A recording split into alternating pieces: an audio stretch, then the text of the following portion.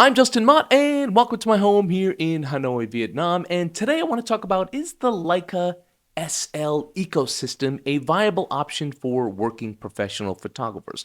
I recently ran a poll across all my social media outlets asking people, what's your me camera, and then also what's your work camera? So like, what's your fun camera and what's the camera you use for work, basically?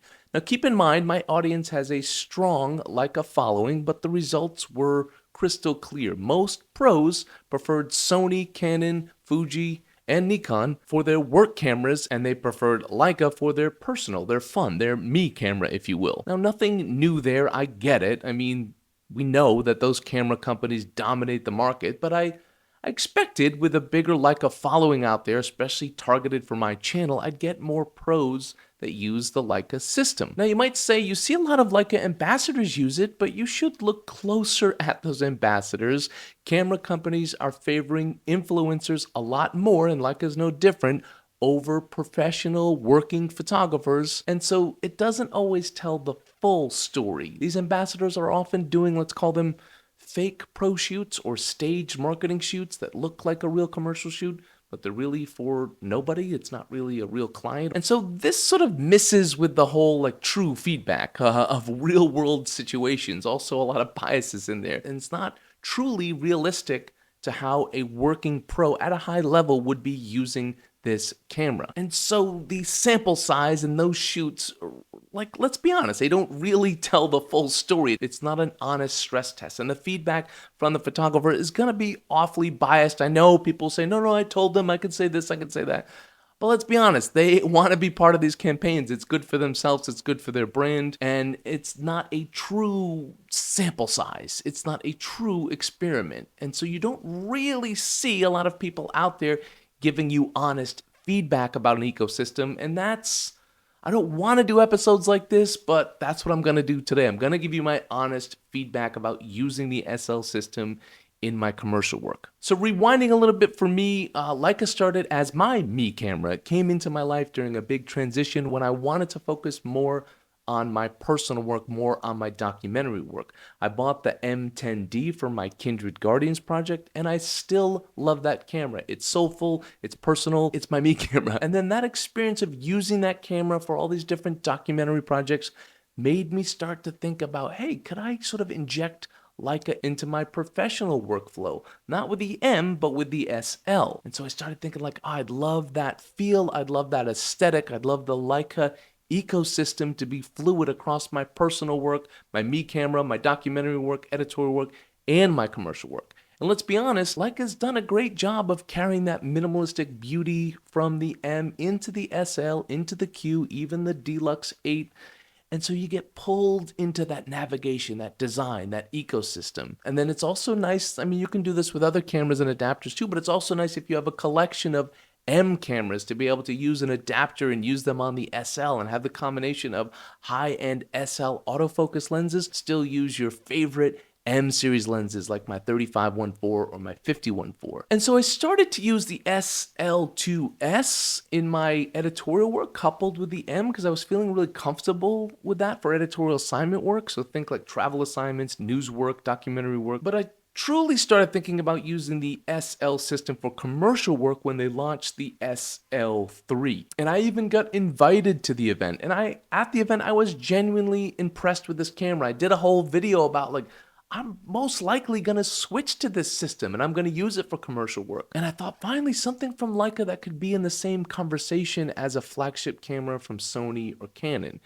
And so for my comparison, I will compare it to the Sony A7R system because that's what we use for my production company for all of our commercial photography. We started with the A7R IV and then upgraded to the A7R V. And I was expecting the SL3 to have that same robust feeling in your hand, that same robust feeling in your hand as the SL2S, because it feels amazing. It feels similar to a Leica M, just bigger, fatter, but still solid. And I was hoping that would sort of be injected into their modern flagship camera, the SL3. But when I picked up the SL3, I was disappointed, I'm not gonna lie. It was lighter, yeah, which is great for most people, and I get that. It was more mainstream, and it lost a little bit of the Leica soul, I felt. And yes, it brought real upgrades, a faster processor, better pro video features, improved autofocus, not Sony autofocus, but better autofocus, tethering support, a better app.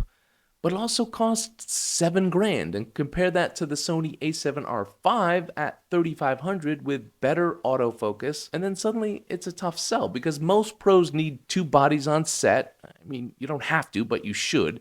So now you're looking at $14,000 for two cameras compared to $7,000 for two cameras. Hard to justify in this day and age, even for someone like me who works at a high level and works a lot, because it's a saturated market and prices for commercial shoots are going down. So it really is hard to justify. And yes, you could pair an SL3 with an SL2. I have an SL2, a little silver SL2, and it's a beautiful camera. And that could be your backup camera at only about $3,000. So you're looking at $10,000 for a two camera setup rather than $14,000.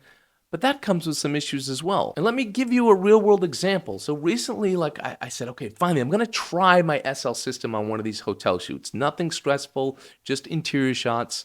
And so I took the SL2 with the 24-90 as a sort of backup lens in case anything went wrong with my fixed lenses.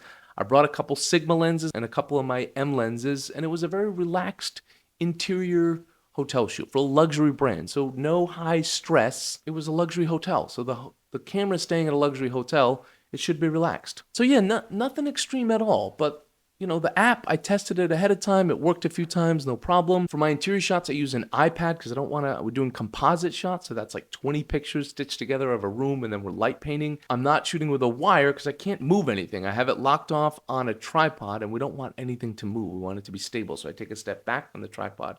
So I'm shooting tethered, wirelessly tethered, but the app was unusable at times, unstable for sure, slow, crashing constantly. That's a pain when you're doing like 30 shots for a giant lobby and then you have to redo it.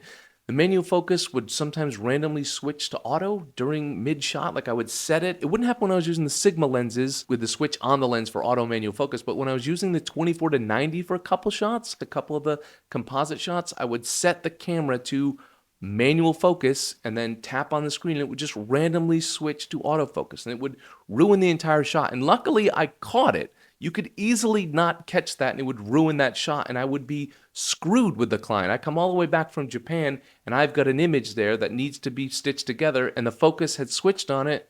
That's a disaster. That shot's ruined. I can't do anything with that. And that makes me look terrible. And in addition to that, the ISO performance above 800, it's not great. It falls apart in post when you really need to manipulate the image. The camera froze up a couple times mid-shot.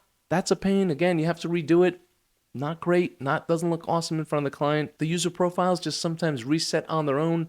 The battery life is pretty terrible. And so if you miss like the battery warning of it being low, you're shooting these composite images, you just have to reshoot everything because you can't move the camera mid-shot.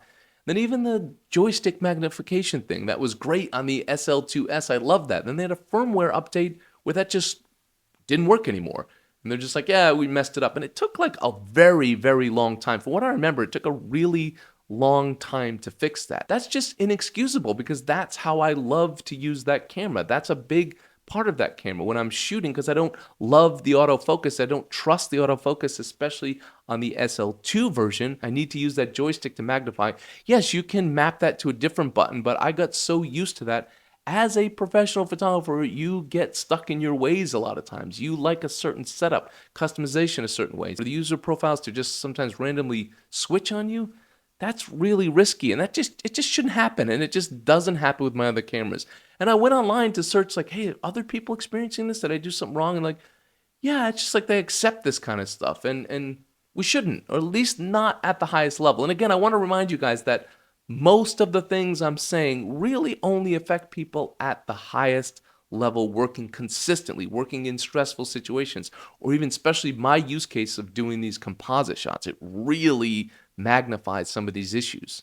But, you know, it's part of a deeper issue that their R&D isn't as strong and their fixes don't come as fast as other camera companies do. I've never had any of these issues. I use Sony cameras on all of our commercial shoots for years and years, and not once has it frozen up. Not once has it just not fired. I've never had any of these issues, and that's what I need when it comes to a commercial camera choice, a brand that I'm going to use, something reliable. It's going to work every single time. And while I know the SL3 with a better processor fixes a lot of the things that I'm talking about, it's just hard to trust again once you've been burned, not just with cameras, but in all of life, with people as well.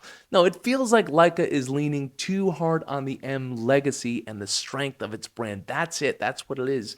And they're just leveraging that to sell an overpriced camera that still has bugs. But I just feel like I need to talk about these things because when I put my name on a camera, I don't think anyone cares. But when I talk about a camera, like after that release, I need to be honest. I was initially impressed, but after some time, I'm always talking about truth. I need to be honest with you guys. And so, I still don't, I think the SL3, I like the direction they're going. I still think they're a generation or two away, or maybe they will just always be sort of one generation behind the bigger cameras because they don't have the budget for the research, they don't have the budget to fix these bugs, or maybe they're just not tapping into pros that are using it at this highest level and testing it properly and giving them proper feedback. Maybe they do, I don't know, it just doesn't seem like they are. And this isn't a Leica bash. I love Leica. I love my M10D. I love the M system. I love the brand's heritage, the design, the feel. I love what they do to support photographers and to promote the history of photography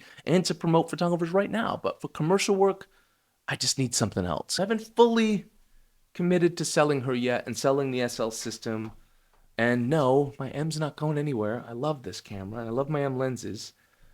But yeah, that was just one use case, but it wasn't really a difficult one and it didn't really do well. And I feel like I have to be honest with you guys. And again, this isn't their latest and greatest, but once you're burned, it's really hard to not feel like you're going to get burned again. Because this didn't happen with the last generation of the Sony. The A7R IV never had these issues. The A7R V was a nice upgrade, but really, the A7R IV is still perfect. We still use it as an A camera on a lot of our shoots. And if you think deeply about it, like even myself, I'm a victim of this sometimes, or I'm guilty of this. Sometimes I think like gear can help me stand out as a photographer, but it shouldn't be. Your creativity should make you stand out no matter what tool you're using. Sure, I enjoy using Leica more. I enjoy the feel of this SL2 in my hand. I don't love the performance. Maybe if you combine this feel, stayed with this feel into the SL3, then I would be a little bit happier. I really do hope that a lot of the things I'm talking about don't happen with that camera, but